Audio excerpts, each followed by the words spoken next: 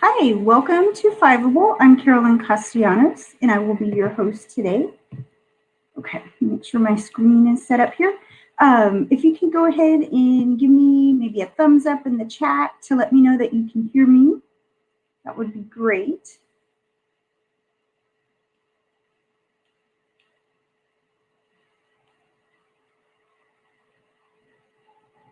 Okay, all right. So let's go ahead and get started here. So today we are going to annotate some primary sources. All right, make sure and follow us on social media. And before we get started, I want to make sure you know about the streams that are coming up. So tomorrow, Evan Little is going to analyze claims and sources. And so this is going to be really important for writing those essays. And Allie Tyson, she's from Germany. So if you want kind of a non-US view of world history, she's going to be really great and streaming all year with us. And so she's going to do the counterpart to my lesson. She's going to annotate secondary sources. And then Charlie with Africa. Charlie is really fun. I always enjoy her streams. She's one of our student streamers, so definitely check her out anytime she's streaming. And then Evan is also going to stream about East Asia. So he's one of our long-time teachers, so he has a wealth of knowledge to offer all of us. All right, and then I think I'm also streaming, I know I am. I'm streaming on South Asia, so Hinduism and Buddhism in India, and that will be next Sunday. All right, I've got some games planned for that one, so hopefully that'll be a little bit of fun. But a little bit about me. I have been teaching AP history for 10 years. I've taught US, European, and now world history. And one of the great things about the AP histories is that the same skills are tested. So annotating your primary sources, the essays, the short answers, the multiple choice, it's the same for all three histories. So this is something that you can take with you throughout your AP career. Okay, so today we're going to cover what a primary source is, why we need to work with them, and how to annotate visual and written primary sources. All right, so first up, okay, I'm going to put you guys on the spot. Who knows what a primary source is? If you think you know, go ahead and drop an emoji in the chat. If you want to put a thumbs up, I know, or a thumbs down, I have no idea. Let's go ahead and do that.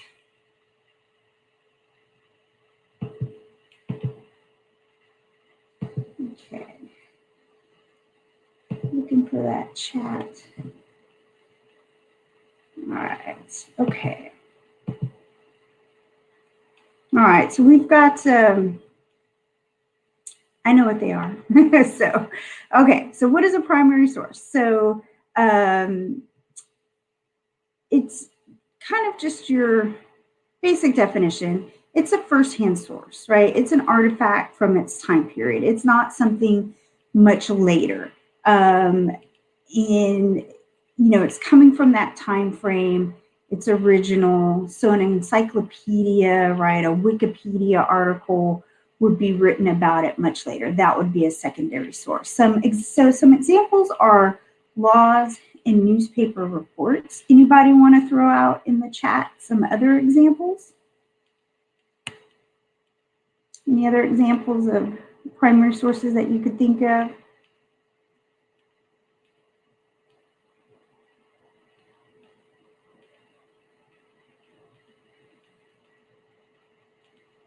Okay, journal, awesome.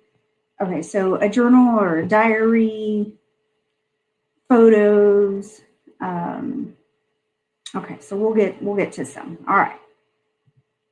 Okay, so why do we analyze primary sources? So this is how historians create history, right? They have to construct it from the ground up. So say they uncover a new pyramid in Egypt. They're going to take things from that pyramid and then try to create a history. And so they might not have a lot to go off of. They might have, a mummy, some hieroglyphics, some scrolls, and then they've got to piece that together. And so while you're thinking, I'm just a high school student, we want you to do the real work of a real historian. And so that's piecing these documents together and then creating a narrative. And then, of course, the AP exam, it requires you to do it. So, but you'll need to annotate and analyze sources for your multiple choice, your short answers, and then your essay questions. So this is an important skill. Okay, so the main thing is when you have a primary source, what should you always be looking for? And the main thing, right, is what's the message of the source? What is it trying to say? What's the main idea? What does it mean? And if you have this source on your test, it's got to be important, right? And so you always want to make sure that you obviously understand it. Now, there's some kind of hard and fast facts that you can tell from the documents, like the type of source, right? So if it's a diary or a journal, that's not really open to interpretation. That's probably pretty much a fact, right? And then the dates are often hard facts, and then who the author is. Sometimes we don't have these.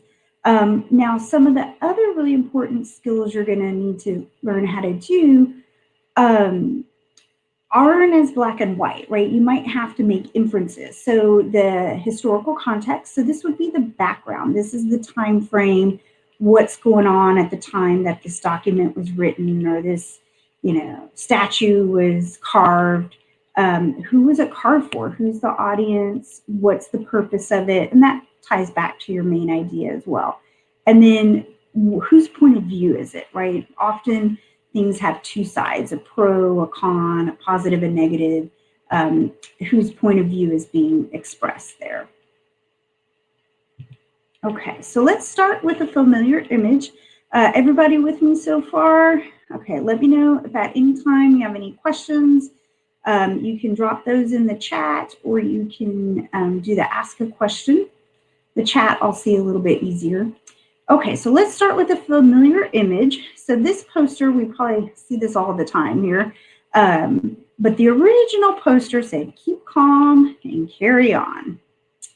Get that out of the way. So the first thing I do is I read these things on the bottom here. Okay, is it gonna do this here? Oh no, I did not mean to do that. Okay, hold on, let's go back.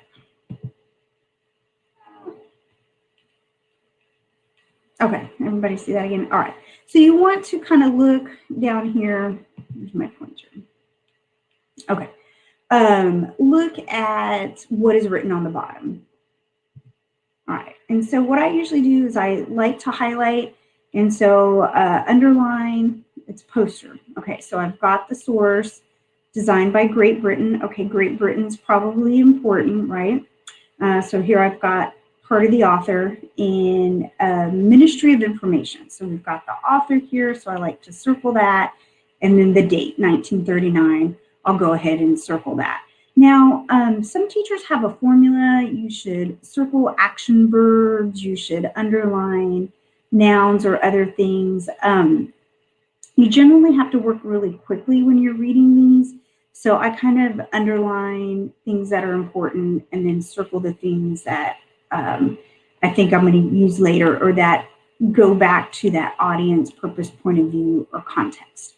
All right, so these are clues to help you out, right? So we know it's British and we know it's 1939. So any guesses on what was happening in 1939 or maybe the 1940s?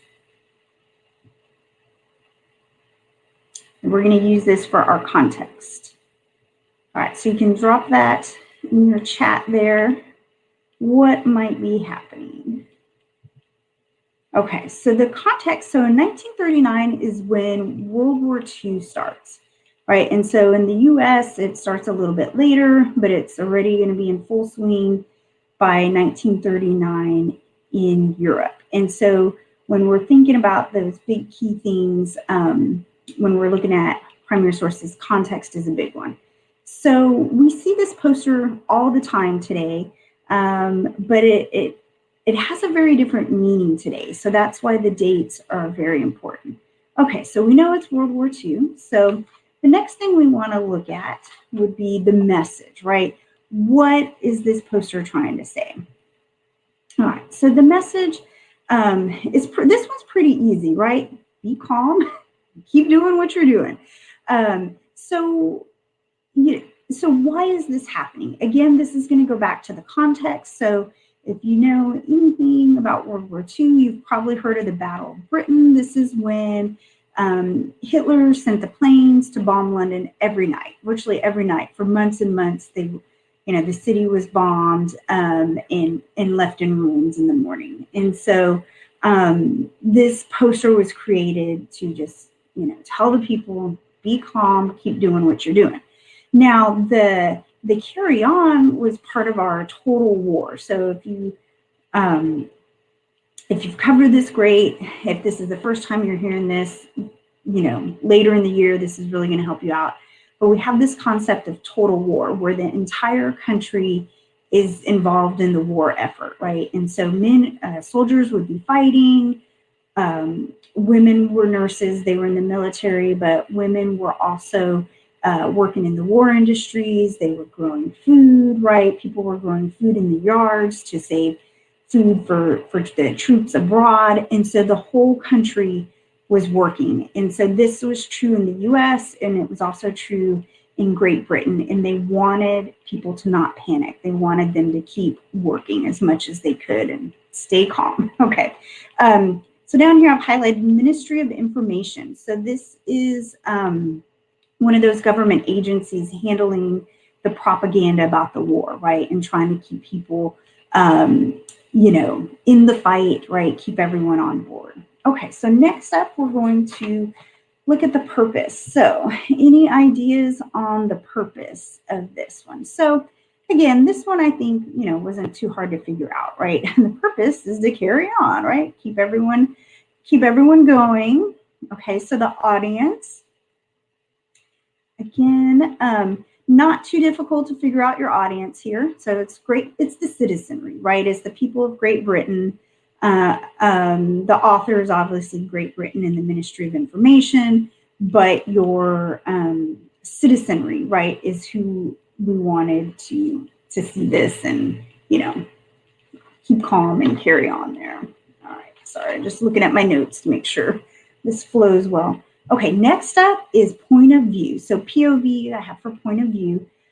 This is usually one of the, I think, harder topics to write about. And I'll talk about that in a little bit. All right, so whose point of view in this? So, it's Great Britain's point of view, right? And so if the citizenry created a poster, perhaps their point of view might be different, right? They might not be thinking, oh God, I need to keep calm. They might be thinking, hey, the government needs to end this war, something needs to happen. But this is clearly, the government's point of view, keep calm, keep working, right? Support the war effort. So I've thrown out a sentence stem here. I hope you can read my writing. And so when students write point of view, it can be very powerful in the essays, but it's often done incorrectly, or I can't tell that that's what they were trying to do. So I like this sentence stem. As a blank, he or she created the poster in order to blank. And this actually gives you point of view and purpose at the same time. So as part of the British government, the Ministry of Information created the poster in order to calm the citizenry and encourage them to, keep fighting the good fight. And so this is a nice way to, instead of write, and the point of view is that of the British government, right? Here you're giving them the idea of, of course, as the British government, they would want the people, to stay in the fight and be calm.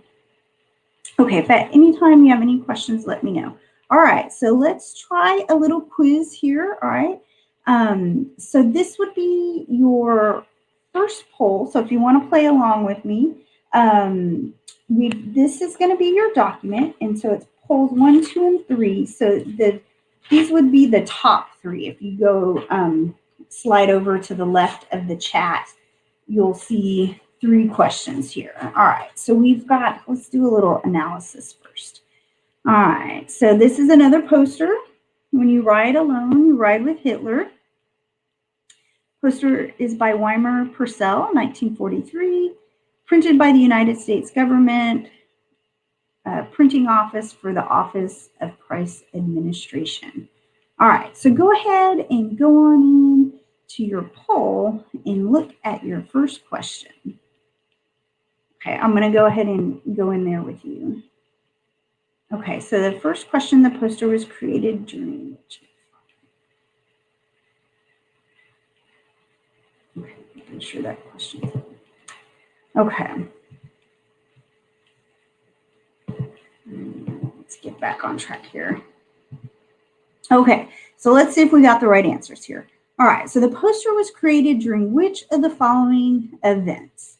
All right, so we had Hitler, so that should pretty much point out the answer, of course, was D, World War II. Let's do the next one. Let's see if this one was a little bit harder.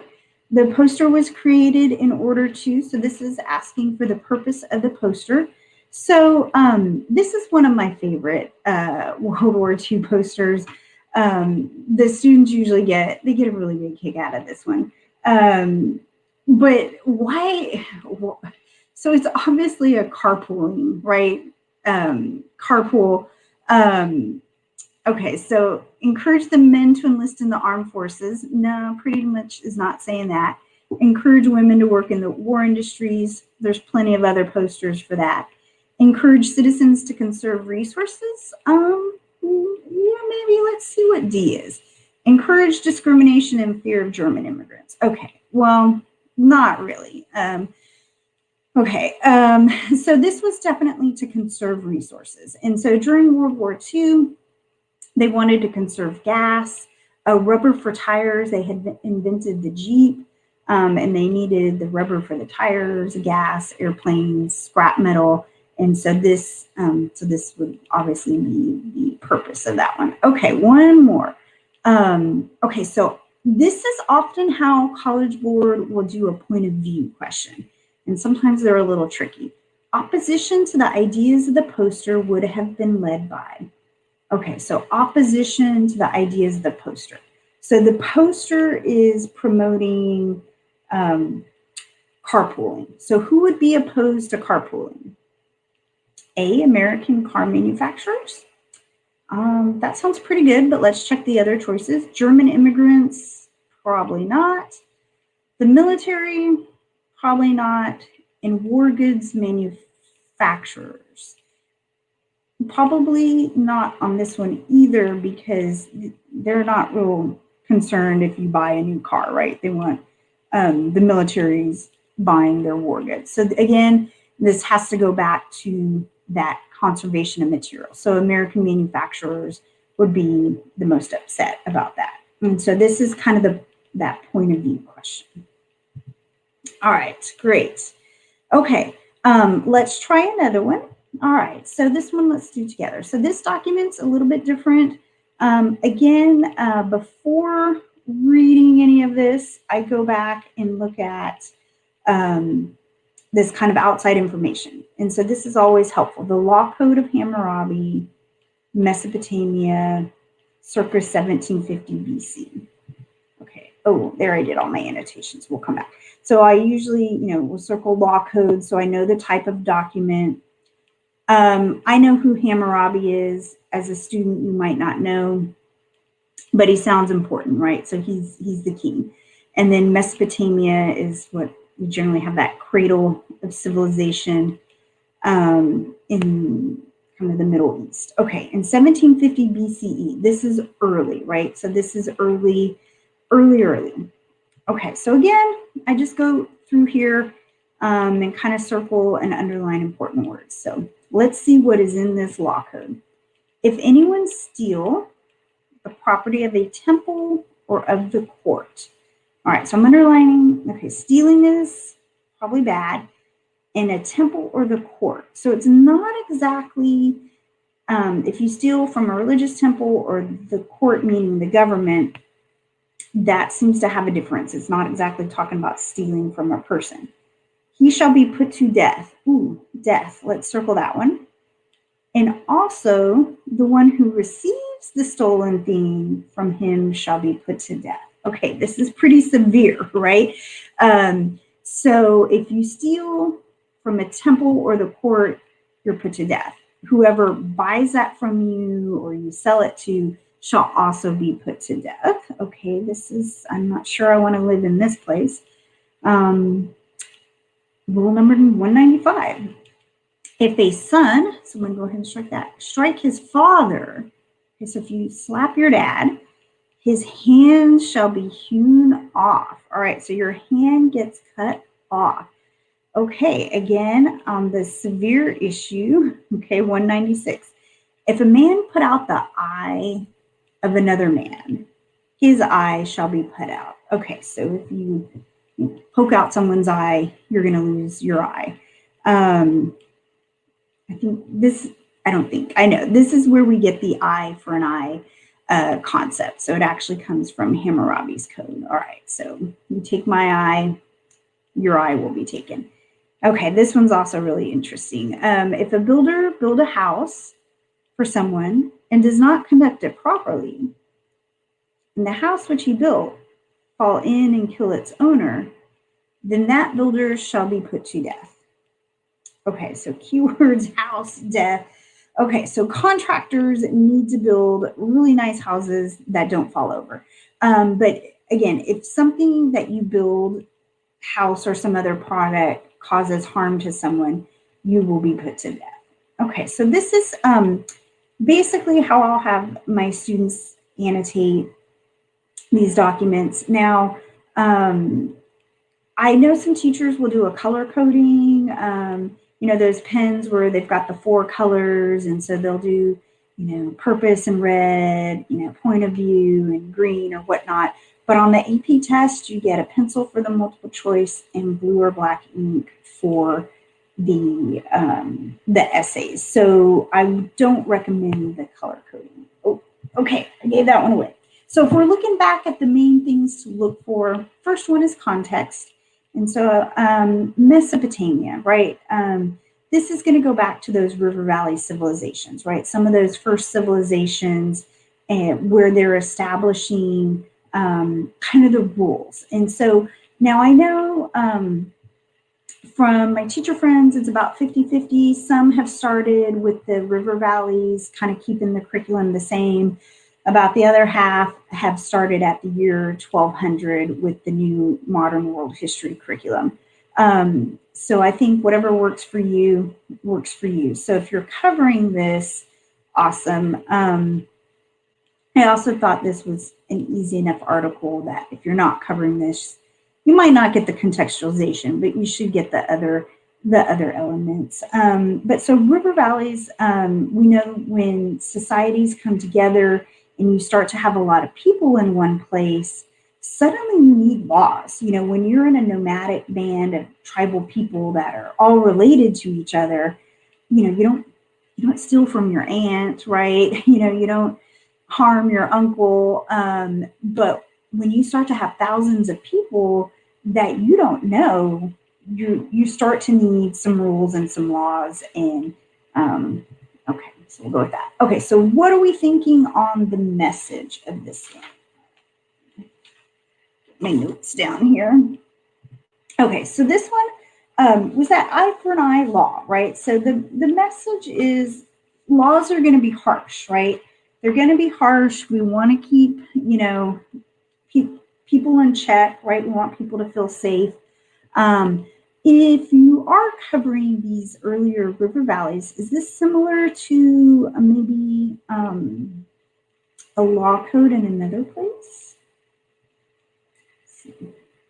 It's actually similar to China's legalism. So this was also, I believe it was the Qin dynasty, where they felt that, harsh punishments will keep people in order. That will be a deterrent from crime. And so this is something that we see in those new civilizations where they're trying to figure out, how do we do this? How do we live with 10,000 people in one city? And so they'll often start with, harsh punishments and then kind of wean out of that. But that is a different lesson. Okay, so next up is purpose. I've got that in red. So any ideas on the purpose of this document? So I think we've kind of already answered this. It's to create order, right? And so laws, this is something to always remember. If you get a document, a law code, the purpose is almost always to create order, right? And there's a couple different ways that civilizations do this. One is laws. Two is social classes. So social classes were created to also create order, right? People know their place. They know how to act in their place. Some social classes are tied to jobs, right? So you're, tied in there. Okay. What about audience? So who is this law code written or created for? Who do they want to read it? Okay. Again, another pretty easy one, the citizens of Mesopotamia, right? So the citizens in the kingdom of Hammurabi better know these laws or they're losing an eye. They're definitely being put to death there.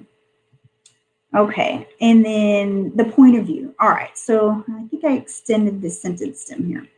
Okay, so point of view. As a blank, he or she would argue blank in order to. So kind of extended it out here a little bit.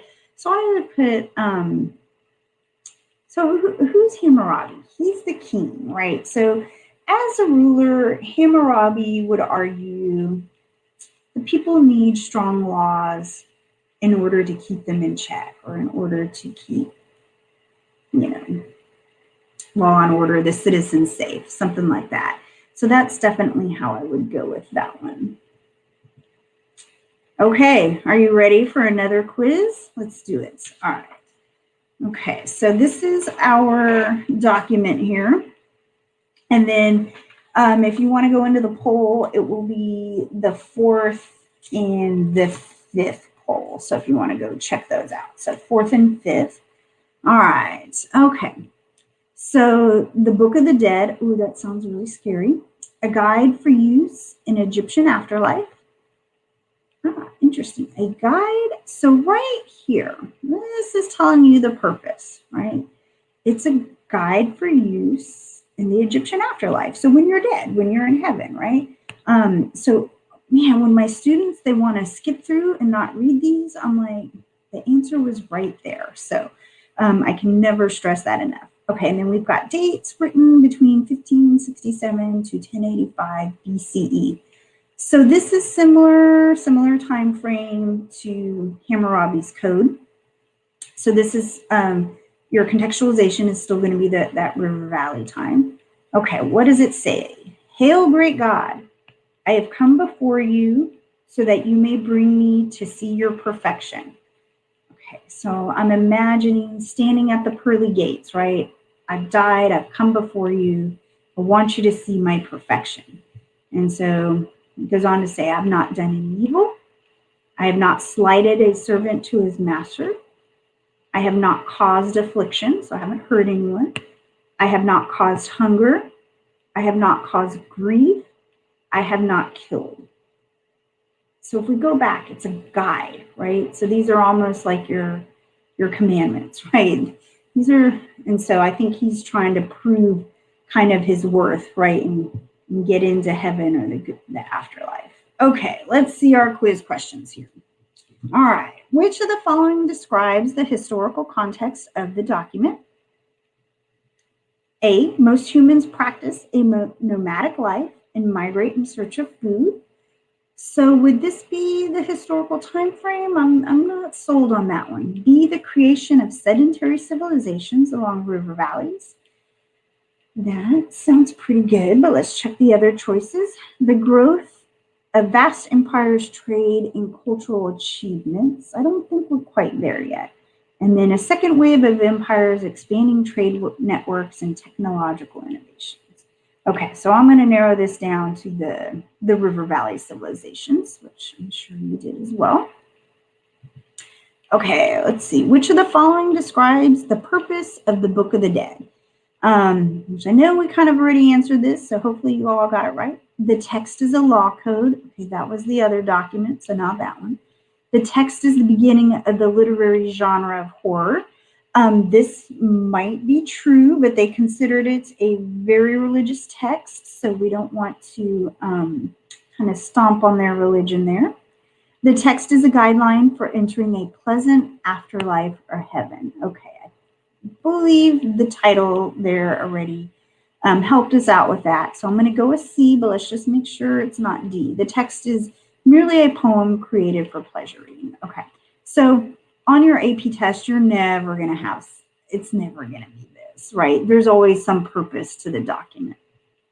Okay, very good. We are cruising along. All right, so let's talk about using the documents to prepare for discussions. So what happens when you get, like, in class or for homework, your teacher says, analyze this document. And so if it's a short document, like something we've seen today, again, you want to look at all those things that we just looked at. And obviously, what's the main idea? What's the message? Why might this be important? And then how does the historical context influence or shape the text? And so, you know, the Keep Calm and Carry On poster, it has a totally different meaning in 1939, right? They were being bombed. They were at war. Now, when we see it today, the last one I saw was Keep Calm and Pug On, like Pugs, the dogs. So some kind of dog lover t-shirt or something. A student gave me a coffee mug that said "Keep calm and drink tea." Right? We see these all over the place.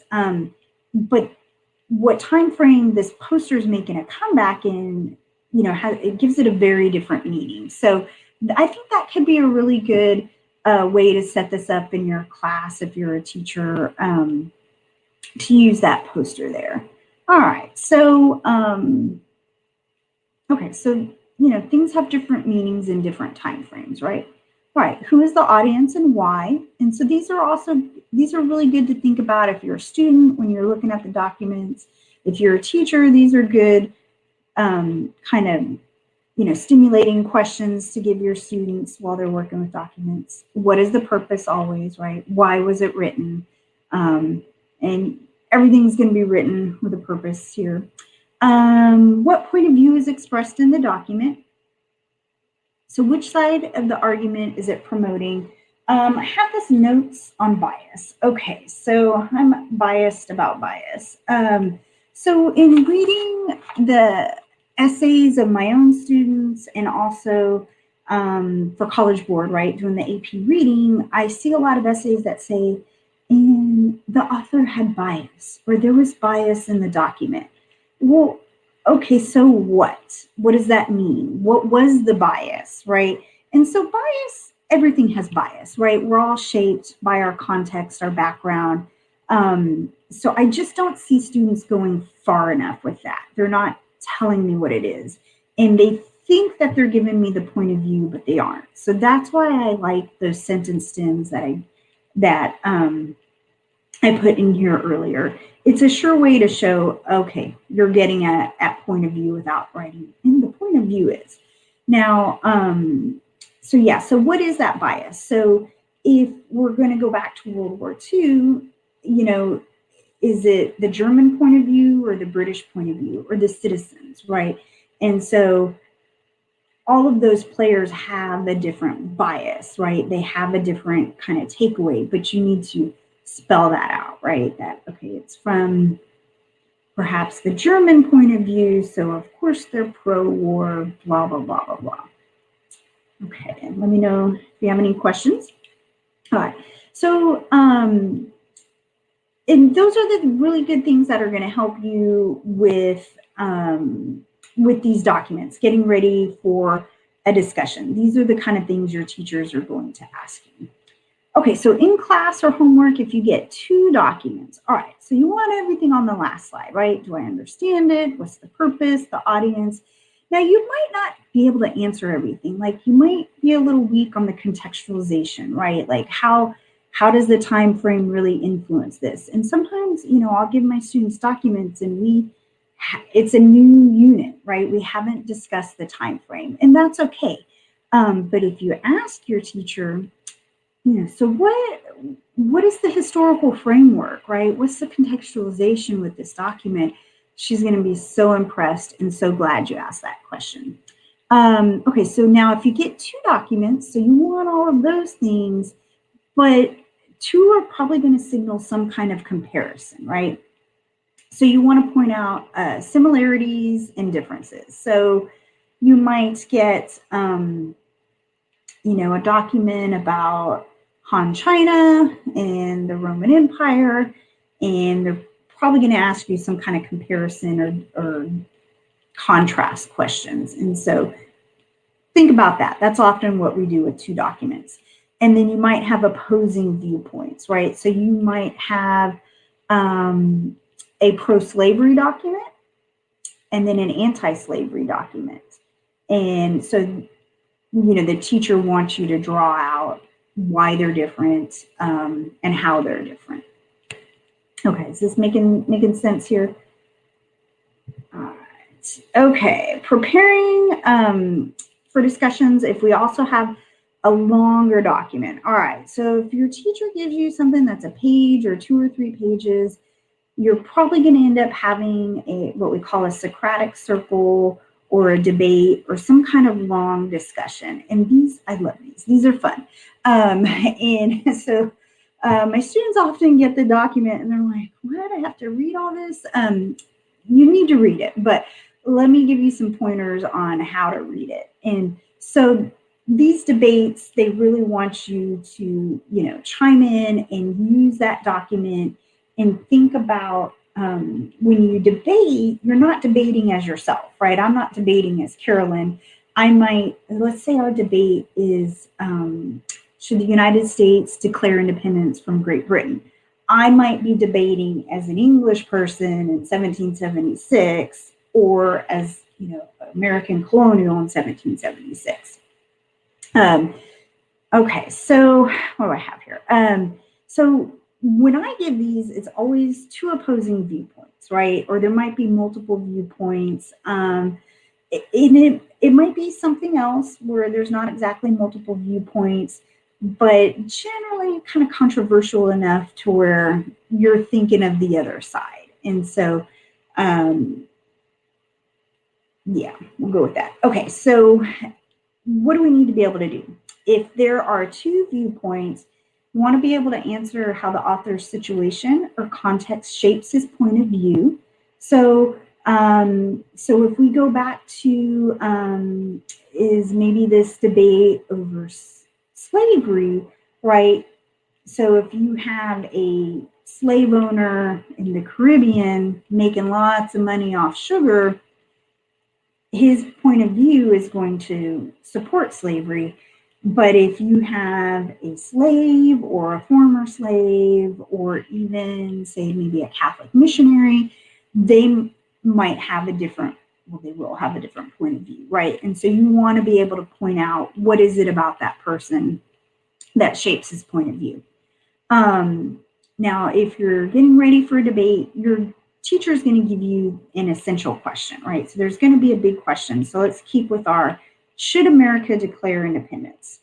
And I've done this debate often when I taught U.S. history. And so the students would get opposing viewpoints. So one would be a couple pages from Thomas Paine, his Common Sense, which is the pamphlet that argued for independence. And then they get a couple pages. I can't remember the writer, but it was all the reasons that they should not break away from Great Britain. And so basically you want to highlight all your reasons to declare independence. So that's going to be under, the Thomas Paine article. Highlight them or write them down. I actually highlight and then go back and write them down. so you could highlight all the arguments for independence, maybe in pink, and then highlight or write down all the arguments against independence in yellow, something like that, and then maybe make a chart at the end. So if you're having a debate like this, you basically want to be able to answer the question, should they declare independence or not, and for both sides. And so if you're bringing up those points, right, and it's not your opinion, it's the opinion of those documents, you're going to do great on this. Okay. So always try. Now, sometimes teachers will just give questions, right? And so as you read these longer documents, make sure and answer the questions, right? You always have to do that. And that's going to guide whatever activity you're going to do with these articles or debate or whatnot she's going to have you do. And if you can't answer some questions, make sure and ask, right? That's all we really want. Okay, and all those questions from 2 slides ago, audience, purpose, point of view, if you're able to, always kind of keep those in mind, you're going to do really well in this class. Okay, again, let me know if there's any questions as you go. So preparing for writing, we're going to have lots of streams on the short answer, long essay, the DBQ essay. So this is just kind of a preliminary, kind of get you going. So we'll have more of the nitty gritty, how to actually write those. But again, it's the same thing. It's the main idea, right? The message. How does that historical context influence or shape the text? Who's the audience and why, right? What is the purpose? Why was it written? What point of view is expressed in the document, or which side of the argument is it promoting? And so these are the main things. If you can answer these over and over, you're going to be doing a great job. Okay, so y'all want to do one more quiz? Let's do one more quiz. This is one of my favorite photos to look at. There's actually a lot more going on than we think. So this is going to be, let me see which polls we're down to. Polls 6, 7, and 8. So it'll be the bottom 3 if you want to go in and answer these. Okay, but let's take a look at our document first.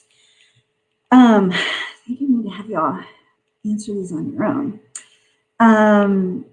Okay, so it says Marianne Vecchio kneeling over the body. Okay, so this must be Marianne kneeling over the body of Jeffrey Miller. Okay, I taught Jeffrey Miller, but not this Jeffrey Miller. He spelled Jeffrey differently. Minutes after he was fatally shot by the Ohio National Guard at Kent State University. Okay, this is very dramatic, right? Kneeling over the body of Jeffrey, who was fatally shot minutes ago. And then if we look at the bottom here, this was a Pulitzer Prize photo by John Philo. So he won the Pulitzer Prize, and this was taken May 4th, 1970. So what's happening in 1970? Any ideas? All right, so if you're just kind of tuning in, we are answering the last 3 polls. So those are quiz questions about this document. All right. Okay, so what do we have going on here? Let's take a look. Okay, so which of the following describes the historical context of the photo? So if I was working on this with my students, these bell bottoms would definitely jump out at them. And then, of course, it's 1970, right? Okay, so the historical context, would it be African Americans fighting for equal rights? Well, we know that was going on in the 70s, but let's go back to this picture. It doesn't exactly look like this might be African Americans, right? Although whites were in on the civil rights movement, not convinced of that. Okay, so B, student groups protesting the Vietnam War. C, Americans protesting the spread of communism. Well, Americans had strong feelings about communism, but they didn't exactly have student protests of it. D, labor unions fighting for increased wages and shorter work hours. So Probably not that one. You know, that's the progressive era. Okay, so probably Vietnam sticks out when you think 1970s, right? And it's at a college campus. It's these student protests. Okay, which point of view is expressed in the photo? Okay, so we have anti-communists, the government, the military. Let's go with anti-war protesters, right? And so obviously, if you're just starting AP World History, your school just started, you know, none of us have gotten to the Vietnam War yet. But we know this was Kent State University, its students, and the students did protest the war. And so it's okay if, you know, you haven't learned this yet. I don't expect you to learn it, but kind of wanted to see if we put the 70s and the Vietnam War together. Okay, who is the intended audience of the photo? Okay, so why, so let's go back here. Let's go back to this photo. So the most interesting thing about this photo is this minutes after he was fatally shot. Okay, so we've had many school shootings at college campuses, high schools, elementary schools. I hope it's not too soon, not too raw in your memories. But is this what it looks like minutes after someone has come in and started shooting? Now, while this wasn't like the mass shootings that we've had today, okay, this was a student protest, right? It was a student protest. They were protesting the war, right? There were strong feelings against the Vietnam War. So college students often protested. So they're in the quad or they're outside the library or whatnot on the football field. And they're protesting with their signs and chanting things against the draft, like, hell no, we won't go. And they're worried about it getting out of hand, so they call in the Ohio National Guard. The way this story went down, I think this was the one where, you know, the guards are trying to push the people back, you know, kind of get away from the building, and someone punches the soldier. Well, once that happens, you know, it's never good from there. So the soldier gets punched, and then one of them fires into the crowd. I think 4 students were shot on this one. And this was kind of a common occurrence. This happened several times throughout the 70s as students started protesting the war. But back to my question, does it look like this just happened minutes ago, or is this photo staged? And the guy got the Pulitzer Prize for this. So I actually think it was staged because this girl's going to class, right? She's walking straight towards the shooters, right? Straight towards the National Guard. I think that's a professor back there in a suit. You know, these people aren't running for their lives. They're coming towards this chaos, right? So I actually think the photo was staged. And then when I do this with my students, they're like, there's no blood. There would be blood everywhere. So I find this photo really interesting. I'm not saying it's not Pulitzer Prize worthy. I think it was in Time magazine, very, very famous. But this all goes back to the purpose of the photo. If you went and kind of staged these people after the event, you want this photo to be powerful, and it was powerful. Okay, let's go back to that was the intended audience. Okay, so who do they want to see this photo, right? And so students often, they want to put the photo was meant for the world. Well, you've got to be more specific, right? So you want to think back at that, at the purpose, right?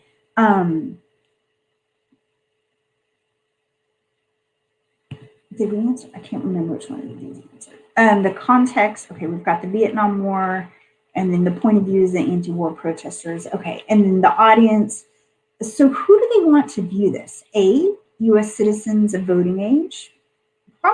Probably, right? That sounds good, but let's see. The Vietnamese, this really wasn't meant for the Vietnamese. What are they going to do about it, right? They agree. They don't want the war. The military, maybe because that National Guard is called in multiple states. Hey, maybe don't be so trigger happy when we're protesting. Could be. Or D, communists across the world. Well, again, what are they going to do? That's going to perhaps increase war. So I'm going to go with U.S. citizens of voting age, right? And one thing that does happen during the Vietnam War is that they lowered the voting age to 18. So citizens were being drafted to fight in the war, but they couldn't vote because the voting age was 21. And so we feel like, if you can be called in to serve your country, you ought to be able to participate in your country's government by voting.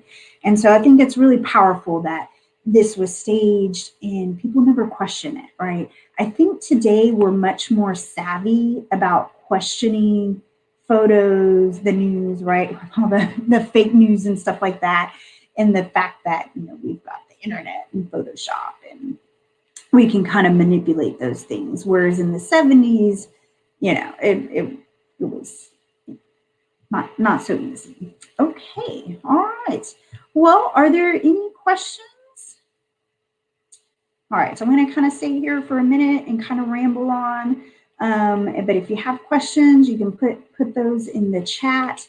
But I do want to thank you for hanging out with me on Saturday afternoon and analyzing some documents. I hope this helped and helps you, gives you a little bit of insight into your classes this year. All right, thank you so much. And remember, check us out on social media. There's a lot of great streams coming up this week, hosted by both teachers and students. Definitely check out those student streams. They're a lot of fun. All right. Enjoy the rest of your weekend.